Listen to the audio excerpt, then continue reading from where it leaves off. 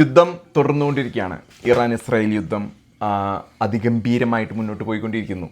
അതിനിടയിൽ സുപ്രധാനമായ ഒരു മുന്നേറ്റം അതല്ലെങ്കിൽ ഡെവലപ്മെൻറ്റ് എന്ന് പറഞ്ഞാൽ G7 കാനഡയിലെ ആൽബർട്ടയിൽ നടക്കുന്ന G7 ഉച്ചകോടിയിൽ നിന്നും നാളെ സംയുക്ത സമ്മേളനവും മറ്റു ഒപ്പിടലുമൊക്കെ റദ്ദാക്കിക്കൊണ്ട് അമേരിക്കൻ പ്രസിഡന്റ് ഡൊണാൾഡ് ട്രംപ് അദ്ദേഹം വാഷിങ്ടൺ DC തിരിച്ചു വരുന്നു.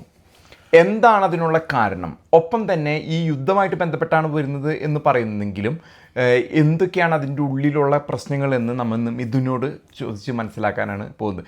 മിഥുൻ, എന്തുകൊണ്ടാണ് G7 പോലെയുള്ള അമേരിക്ക പോലെയുള്ള ഒരു രാജ്യം G7 നിന്നും ഇറങ്ങിപ്പോരാനായിട്ടുള്ള കാരണമായിട്ട് താങ്കൾ കണക്കാക്കുന്നത്? കാനഡയിൽ ആൽബർട്ടിലാണ് G7 ഉച്ചകോടി നടക്കുന്നത്. അവിടുന്ന് നാളത്തെ 17-ാം തീയതിയിലെ പരിപാടിയിൽ വെട്ടിച്ചുരുക്കിക്കൊണ്ടാണ് ട്രംപ് തിരിച്ച് വാഷിങ്ടൺ DC വരുന്നത്. 17-ാം തീയതി നാളെ എക്സാക്ട്ലി ട്രംപിന് വളരെ തിരക്കുള്ള പരിപാടിയാണ്. ഏറ്റവും പ്രധാനപ്പെട്ടെന്ന് പറയുന്നത് യുക്രൈൻ പ്രസിഡന്റ് സെലൻസ്കി കാൽഗറിയിലുണ്ട്, കാനഡയിലുണ്ട്. അദ്ദേഹമായിട്ടുള്ള മീറ്റിംഗ് ഏറ്റവും ഇമ്പോർട്ടൻ്റ് ആണ്. അതുപോലും മാറ്റിവെച്ച് അദ്ദേഹം തിരിച്ചു വരികയാണ്. ഇപ്പോൾ സംഭവം എന്ന് പറയുന്നത്, ഇപ്പോൾ പെട്ടെന്ന് ഈ ഒരു തീരുമാനം ഇല്ലെങ്കിൽ പോലും നമ്മൾ ചിന്തിച്ച് നോക്കണം, അദ്ദേഹത്തിന് അവിടെ ഇരുന്ന് വേണമെങ്കിൽ എല്ലാം ചെയ്യാൻ സാധിക്കും. അവിടുത്തെ അദ്ദേഹത്തിൻ്റെ എല്ലാ അഡ്വൈസേഴ്സും ഇവിടെ കാനഡയിലുണ്ട്. മാർക്കോ റൂബിയോ ഉണ്ട്. എല്ലാ നിമിഷം ഓരോ മണിക്കൂറും മാർക്കോ ബ്രൂഫി അത് ബ്രീഫ് ചെയ്യുന്നുണ്ട്. അദ്ദേഹത്തിന് അവിടെ നിന്നും ജോലി എടുക്കാം. പക്ഷേ DC അദ്ദേഹം തിരിച്ചു വരുന്നത് ഒരു മെസ്സേജ് കൊടുക്കുകയാണ്. ആർക്കാന്നറിയോ? ഇറാന് വളരെ ശക്തമായിട്ടുള്ള മെസ്സേജ് അതെങ്ങനെ കൊടുത്തിരിക്കുന്നത്? ലക്ഷക്കണക്കിന് 4-5 മില്യൺ ആൾക്കാരുടെ ടെഹ്റാനിൽ നിന്ന് ഒഴിഞ്ഞു പോകാൻ ആരാവശ്യപ്പെട്ടിരിക്കുകയാണ്? ട്രംപ് ആവശ്യപ്പെട്ടിരിക്കുന്നത്. കരിയേല പോലെയാണ് ബോംബുകൾ വീഴുന്നത് ഇറാനിൽ. അങ്ങനെ കണ്ടതല്ലേ TV സ്റ്റേഷനിൽ ഒരു യുവതിയുടെ അദ്ദേഹത്തേക്ക് പതിക്കുന്നത്? അക്ഷരാർത്ഥത്തിൽ ലോകം ഞെട്ടിയിരിക്കുകയാണ്. കാരണം ശരിക്കും പറഞ്ഞാൽ ഇറാന്റെ എയർ സ്പേസ്, ആകാശപാത കംപ്ലീറ്റ്ലി ആരേറ്റെടുത്തിരിക്കുന്നു? ഇസ്രായേൽ ഏറ്റെടുത്തിരിക്കുകയാണ്. ആദ്യ 2-3 ദിവസങ്ങളിലെ ഇറാന്റെ തിരിച്ചടി ലോകം ഞെട്ടി, എല്ലാവരും ഞെട്ടി. മനോഹരമായിരുന്നു. അവർ കബളിപ്പിച്ചു. ആരോ 2-നെയും ഡേവിഡ് തരക്കേടില്ലാതെ നാശനഷ്ടം വരുത്തിയിരിക്കുകയാണ്. പക്ഷേ ഇന്നത്തെ റിപ്പോർട്ടുകൾ പ്രകാരം ഇന്ന് കാലത്ത് മുതൽ അവിടെ ഇല്ല, ബോംബിംഗ് ഇല്ല. അവിടേക്ക് ഇസ്രായേലിലേക്ക് ഒന്നുമില്ല, ബാലിസ്റ്റിക് മിസൈൽസ് പോകുന്നില്ല. ഒന്നെങ്കിൽ അവർ ട്രംപിനെ പേടിച്ചിരിക്കുകയാണ്, അല്ലെങ്കിൽ ശേഖരം തീർന്നിരിക്കുകയാണ്. ട്രംപ് വളരെ വ്യക്തമാക്കി പറഞ്ഞിരിക്കുകയാണ്, വിട്ടുപൊക്കോളൂ. ജനങ്ങൾ ബേക്കറികളിലും കടകളിലും ഫ്യൂവൽ സ്റ്റേഷനിലും വരിയാണ്, പുറത്തു കിടക്കാൻ സാധിക്കുന്നില്ല എന്ന് പറഞ്ഞിരിക്കുന്നത്. കാരണം എന്ന് വെച്ചാൽ വിക്ടർ, ഒരു കാര്യം മനസ്സിലാക്കണം. ഈ പറയുന്ന ഇറാനിൽ അവിടെ ഈ പറയുന്ന സൈറൻ ഒന്നുമില്ല ഇവിടുത്തെ പോലെ, നമ്മുടെ ഇസ്രായേൽ പോലെ ബങ്കറില്ല. മോസ്കോയിലും പാലകളടിയിലാണ് അവർ സ്വീകരിക്കുന്നത്. പക്ഷെ ആരെ ബങ്കറിലും മറ്റേ കമേനി ബങ്കറിൽ പൊളിച്ചിരിക്കുകയാണ്. ജനങ്ങളെ വിട്ടിരിക്കുകയാണ് കൊല്ലാനായിട്ട്. ആദ്യ 2 ദിവസങ്ങളിൽ ജനങ്ങൾ വളരെ ആവേശഭരിതരായിരുന്നു. കാരണം യുദ്ധക്കൊതിയന്മാരായിട്ടുള്ള ജനറൽമാരൊക്കെ മരിച്ചുപോയി. പക്ഷേ 2-ാം ദിവസം ജനങ്ങളിലേക്ക് തിരിഞ്ഞപ്പോൾ ജനങ്ങൾക്ക് മനസ്സിലായി ഇനി വിട്ടുപിടിച്ചേ മതിയാവൂന്ന്. ജനങ്ങൾ വിട്ടിരിക്കുകയാണ്. ചോദ്യത്തിലേക്ക് കടന്നു വരാം. ട്രംപിന്റെ മെസ്സേജ് വളരെ ക്ലിയർ ആണ്. We are coming behind. Okay, ഇറാന് ഒരു ഓഫർ കൊടുത്തിട്ടുണ്ട്. ഇത് മനസ്സിലാക്കണം, കേൾക്കണം നിങ്ങൾ. 6 ആഴ്ച മുമ്പ് അമേരിക്ക ഇറാന് അതിമനോഹരമായ ഒരു ഓഫർ കൊടുത്തിരുന്നു. Okay, get rid of nuclear enrichment. നിങ്ങൾ ന്യൂക്ലിയർ സമ്പുഷ്ടീകരണം അവസാനിപ്പിക്കുക.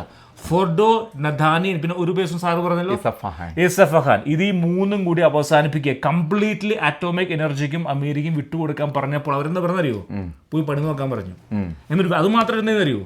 അവരത് 3 ഇരട്ടിയാക്കി. അവരുടെ ഈ പറയുന്ന പരിപാടി സമ്പുഷ്ടീകരണം 3 ഇരട്ടിയാക്കി 6 ആഴ്ച മുമ്പ്. ഇന്ന് അവർ വീണ്ടും പറഞ്ഞു. ഇപ്പൊ ഇന്ന് പല മാധ്യമങ്ങളും പറയാണ് ഖത്തറിനെ സമീപിച്ചു, ഒമാനെ സമീപിച്ചു. എന്താ പറയുന്നറിയോ? ഇറാന്റെ ഫോറിൻ മിനിസ്റ്റർ വിളിച്ചു സ്റ്റീവ് വിറ്റ്സ്കോഫിനോട് പറഞ്ഞിരിക്കും, ഞങ്ങൾ തയ്യാറാ ചർച്ചയ്ക്ക്. ഇത് അവർക്ക് നേരത്തെ ചെയ്താൽ പോലെയായിരുന്നോ? 25 ഇനി സമ്മതിച്ചു കൊടുക്കുന്നു തോന്നുന്നില്ല അല്ലെ? നെതന്യാഹു വ്യക്തമായിട്ട് പറഞ്ഞിട്ടുണ്ട്. കാരണം ഇതൊരു പക്ഷേ 10-30 വർഷം 40 വർഷമായിട്ട് കെട്ടിപ്പടുത്തു കൊണ്ടുവന്ന യുറേനിയവും അതുമായിട്ട് ബന്ധപ്പെട്ട ആയുധ ശേഖരമാണ്. അത് ഒരു പക്ഷെ പെട്ടെന്ന് വിട്ടുകൊടുക്കേണ്ട ഒരു ദിവസം വന്നു കഴിഞ്ഞപ്പോൾ അവർക്ക് അതിനോട് യോജിക്കാൻ സാധിച്ചില്ല. പക്ഷെ നെതന്യാഹു തീരുമാനം എടുത്തിരിക്കുകയാണ് ഇത് അവസാനിപ്പിക്കാം എന്നുള്ളത് എന്നേക്കുമായിട്ട്. അപ്പൊ സാറിന് അറിയാൻ ആഗ്രഹം നെതന്യാഹുവിന്റെ എന്തൊക്കെയാണ് അടിയന്തര ആഗ്രഹം എന്നല്ല, അതായത് അന്ത്യലക്ഷ്യം. നമ്മളിപ്പോ ഒരു വിക്ടർ അല്ലെങ്കിൽ ഒരു ഫുട്ബോൾ പോകുമ്പോൾ ഗോൾ അടിക്കുന്ന ആഗ്രഹമല്ലേ? ഗോളും നെതന്യാഹുവിന്റെ ആഗ്രഹം എന്ന് പറയുന്നത് 3 അടച്ചുപൂട്ടുക. റെജീം ചേഞ്ച്, വേറെ ഒന്നും. റെജീം ചേഞ്ചും കംപ്ലീറ്റ്ലി 3 അടച്ചുപൂട്ടുക. അല്ല, ഇനി ഇപ്പോൾ ഇവർക്ക് വീണ്ടും കെട്ടിപ്പടുത്തത് വരണം എന്നുണ്ടെങ്കിൽ വർഷങ്ങൾ ഇപ്പൊ തന്നെ നശിപ്പിച്ച് വെച്ചിരിക്കുന്നത് എയർ ഡിഫൻസ് സിസ്റ്റവും അവരുടെ സ്റ്റോക്കുകളിലുള്ള ഇത് തീർന്ന് ഷഹീദും അതുപോലെയുള്ള മിസൈലുകൾ തീർന്ന് ഇനി കെട്ടിപ്പൊക്കി വരാൻ വർഷങ്ങൾ എടുക്കുമായിരിക്കും അല്ലേ? ദശകങ്ങൾ എടുക്കുമായിരിക്കാം അല്ലേ? ഒപ്പം താഴെയുള്ള ഇനി അടുത്തത് അതാണ് ഒരു ക്രൂഷ്യലായിട്ടുള്ള ഒരു തീരുമാനം എന്ന് പറയുന്നത്. അണ്ടർഗ്രൗണ്ട് ബങ്കർ ബസ്റ്റ് ബോംബുകൾക്ക് വേണ്ടിയാണ് ഞാൻ മനസ്സിലാക്കിയിടത്തോളം ട്രംപ് തിരിച്ചു വരുന്നത് B-2 സ്പിരിറ്റും B-52 സ്ട്രാറ്റോസ്ഫിയറും കൊണ്ട് 18,000 കിലോ വെയിറ്റ് ഉള്ള ബോംബുകൾ കൊണ്ട് ഇത് പൊളിക്കാൻ പോവാണ്. വിക്ടർ ഭായ് ഒരു കാര്യം പറയാൻ വിട്ടുപോയി. താങ്കൾ വിക്ടർ ഭായ് പറഞ്ഞു അവർക്ക് തിരിച്ചു വരാൻ ആൾക്കാരില്ല, ചീഫ് ആ ഡിപ്പാർട്ട്മെന്റ് കംപ്ലീറ്റ് ഇല്ലാതാക്കി കളഞ്ഞു. എന്ത് പറഞ്ഞു, ചീഫ് ഓഫ് സയന്റിസ്റ്റ് മുതൽ രണ്ടാം നേര നേതാക്കന്മാർ മുഴുവൻ പോയി. 85 വയസ്സുള്ള കമേനി മാത്രമേ കമേനിയുടെ ഒപ്പം തന്നെ വേറൊരാളെ ഞാൻ അതെന്റെ വീഡിയോയിൽ ഞാൻ മുമ്പ് പ്രതിപാദിച്ചിരുന്നു, പെർസെഷ്കൻ, അവിടുത്തെ പ്രസിഡന്റ്. അദ്ദേഹം ഇസ്രായേലിന്റെ കൂടെയാണോ എന്ന് പോലും തോന്നിപ്പിക്കുന്ന, കാരണം അദ്ദേഹത്തിന് വിട്ടുകളഞ്ഞിരിക്കുന്നു അദ്ദേഹം. വീണ്ടും ആ വിഷയം നമുക്ക് വീണ്ടും അവസരം വരുന്നതായിരിക്കും.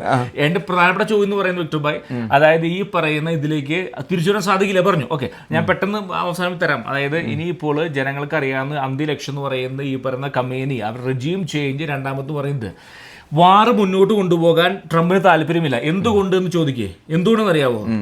ഈ 10-15 ദിവസം ബോംബിട്ടാൽ ഈ അധികാരം പിടിക്കാനില്ലേ, ജനങ്ങൾ തെരുവിലേക്ക് ഇറങ്ങുന്നത് എങ്ങനെയാ? ബോംബ് പേടിച്ച് ആരെങ്കിലും തെരുവിലേക്ക് ഇറങ്ങുമോ? പക്ഷെ അമേരിക്കയുടെ ഇതുവരെയുള്ള ഒരു ഇത് നയങ്ങൾ വെച്ചിട്ട് ഇപ്പൊ തന്നെ അവർക്കുള്ള ഒരു നേതാവിനെ അവർ കരുതി വെച്ചിട്ടുണ്ടായിരിക്കണം. ഇതൊക്കെ മുൻകൂട്ടി പ്ലാൻ ചെയ്ത് അല്ല, വ്യക്തമാക്കി sorry for cutting through. America ഒരു പാഠം പഠിച്ചിരിക്കുകയാണ് അഫ്ഗാനിസ്ഥാനും ഇറാഖിന്നും ലിബിയെന്നും. എന്നാണ് പഠിച്ചിരിക്കുന്നത്? പാവ സർക്കാരിനെ സ്ഥാപിക്കാൻ പറ്റില്ല. ശരിയാണോ? അമേരിക്കക്ക് വളരെ ചീത്തപ്പേരുണ്ട്. ഇല്ലോ ശരി, താങ്കൾ ഒരു പരിധി വരെ അമേരിക്കയുടെ, കാരണം അതിന്റെ അഫ്ഗാനിസ്ഥാനിൽ താലിബാനിനുള്ള സ്വാധീനവും പിന്നെ ഇപ്പൊ ഇറാഖിൽ വരാണെങ്കിൽ ഇപ്പൊ ഷിയ മുസ്ലിമുകൾക്കാണ് ജോർജ് ബുഷ് അധികാരം കൊടുക്കാൻ നോക്കിയത്.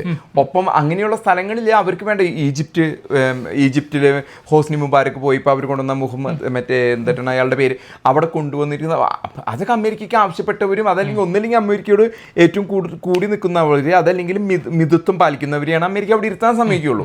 അത് ഇന്ന് അഫ്ഗാനിസ്ഥാനിലും ഇറാഖിലും കഥയാണെങ്കിലും അങ്ങനെയാണ് സംഭവിച്ചിരിക്കുന്നത്. ചോദ്യം വളരെ വ്യക്തമായി. അതായത് എൻ്റെ അറിവ് പ്രകാരം താങ്കൾ അംഗീകരിച്ചു. എൻ്റെ അറിവ് പ്രകാരം എന്ന് പറഞ്ഞാൽ അമേരിക്കയ്ക്ക് അവിടുത്തെ താല്പര്യമില്ല. കാരണം വേറെ ഒന്നും ഉണ്ടല്ലോ, അമേരിക്ക ഫോറിൻ പോളിസിയുടെ പ്രകാരം മിഡിൽ ഈസ്റ്റ് താല്പര്യമില്ല. അതുകൊണ്ട് അമേരിക്കയുടെ ഉദ്ദേശം എന്ന് പറയുന്നത് ഞാൻ കംപ്ലീറ്റ് തരാം. അതായത് അമേരിക്ക അവിടുന്ന് മാറും. അതായത് അവിടെ പാവ സർക്കാരിന് താല്പര്യമില്ല. അതായത് അമേരിക്കയുടെ ഉദ്ദേശം എന്ന് പറയുന്നത് എത്രയും ഫർഡോയിലേക്ക് B-2 ബോംബ്, B-2നെ പെട്ടെന്ന് കൊണ്ടുവന്ന് ഈ 30,000 കിലോ പൗണ്ട് ഉള്ള ബോംബ് സ്ഥാപിച്ച് ഫർഡോനെ ഇല്ലാതാക്കിയ ശേഷം, അല്ലെങ്കിൽ അവർക്ക് ഓഫറുണ്ട്. പഴയ ഓഫർ ഇപ്പോഴും വാലിഡ് ആണ്. അതാണ് ട്രംപ് പറയുന്നത്. ട്രംപ് ഇപ്പോഴും പറയുന്നത് നിങ്ങൾക്ക് പഴയ ഓഫർ വാലിഡ് ആണ്. 6 ആഴ്ച മുമ്പ് കൊടുത്ത ഓഫർ വാലിഡ് ആണ്. ഒന്നെങ്കിൽ ആ ഓഫറുകൾ പ്രകാരം 3 വിട്ടുകൊടുക്കുക, രണ്ടാമത് പറയുന്നത് റെജീം ചെയ്ത് നിർത്തുക. ഇത് രണ്ടും നടപ്പിലാക്കിയില്ലെങ്കിൽ B-2 കൊണ്ട് പൊളിക്കും, ഇല്ലാതാക്കും. Over to you. ഓക്കെ, താങ്കളിപ്പോൾ പറഞ്ഞത് അമേരിക്കയ്ക്ക് ഇനി മധ്യപൂർവേഷ്യയിലോ പശ്ചിമേഷ്യയിലോ താല്പര്യമില്ല എന്നൊരു വാക്ക് താങ്കൾ ഉപയോഗിച്ചു. അമേരിക്ക ഏറ്റവും കൂടുതൽ താല്പര്യം ട്രംപിന് താല്പര്യം ഉണ്ടാവായിരിക്കില്ല. ട്രംപിന് അവിടെ ബിസിനസ് ചെയ്യണപ്പോൾ അറബ് രാജാക്കന്മാരെ കണ്ട് അവിടെ കുറച്ച് കച്ചവടം ചെയ്യുന്നതാണ്. പക്ഷെ അമേരിക്കയുടെ നയതന്ത്രത്തിന്റെയും അമേരിക്കയുടെ ഡിഫൻസിന്റെയും ഏറ്റവും വലിയ ആസ്ഥാനം മധ്യപൂർവേഷ്യയും പശ്ചിമേഷ്യയാണ്. അത് ഇറാൻ പോലെയുള്ള ഒരു രാജ്യത്ത് കടന്നു കയറി അവിടെ ഒരു ആളെ സ്ഥാപിക്കുക, അല്ലെങ്കിൽ സിറിയയിൽ ഇപ്പൊ കണ്ട പോലെ പുതിയ പയ്യനെ കൊണ്ടിരുത്തിയിരിക്കുന്നു. മധ്യപൂർവേഷ്യയാണ് അമേരിക്കയുടെ ഇത്. അവസാനം ഒരു വാക്കോട് പറഞ്ഞു നിർത്തട്ടെ, ഒരു ലാസ്റ്റ് ഒരു വാക്ക് എനിക്ക് പറയാനുണ്ട്. ജനങ്ങൾക്ക് അറിയാൻ ആഗ്രഹിക്കുന്ന ഒരു കാര്യം എന്ന് പറയുന്നത്, എന്തുകൊണ്ട് TV സ്റ്റേഷൻ ആക്രമിച്ചിരിക്കുന്നു. നമ്മൾ കണ്ടതാണ്, ഒരു മുസ്ലിം യുവതി അവിടെ ആഘോഷിക്കുന്നു, അവരുടെ മുകളിലേക്ക് കരിയര പോലെ ഒരു ബോംബ് വീഴുന്നു, അവർ ഓടിപ്പോകുന്നു. ജനങ്ങൾ അറിയാത്തൊരു കാര്യമുണ്ട്, എന്തുകൊണ്ട് ഇസ്രായേൽ ഈ പറയുന്ന TV സ്റ്റേഷൻ ആക്രമിച്ചു. വളരെ ശക്തമായിട്ടുള്ള ആരോപണമാണ്, ശക്തമായിട്ട് അറിയാൻ ആഗ്രഹം. എന്തുകൊണ്ടെന്ന് വെച്ചാൽ ചൈനയിൽ നിങ്ങൾ കേട്ടതായിരിക്കും, ഹിജാബ് സമരം കേട്ടതല്ലേ? ഹിജാബ് സമരം സമയത്ത് ഈ പറയുന്ന ജനങ്ങളെ നിരീക്ഷിക്കാൻ വേണ്ടിയിട്ട് ഈ ചൈനയുമായി ബന്ധപ്പെട്ട് ടെക്നോളജി കൊണ്ടുവന്നിരിക്കുകയാണ് ജനങ്ങളെ നിയന്ത്രിക്കാനായിട്ട്. ആരാണോ ഹിജാബിനെതിരെ, ആരാണോ ഈ പറയുന്ന സുപ്രീം ലീഡറിനെതിരെ, ആരാണോ ഈ പറയുന്ന റെവല്യൂഷണറി ഗാർഡിനെതിരെ സമരം ചെയ്യുന്ന അവരെയൊക്കെ പിടിക്കാനായിട്ട് ടെക്നോളജി ഉണ്ടായിരുന്നു. അതിന് മുന്നിൽ നിന്നൊരു TV സ്റ്റേഷനാണിത്.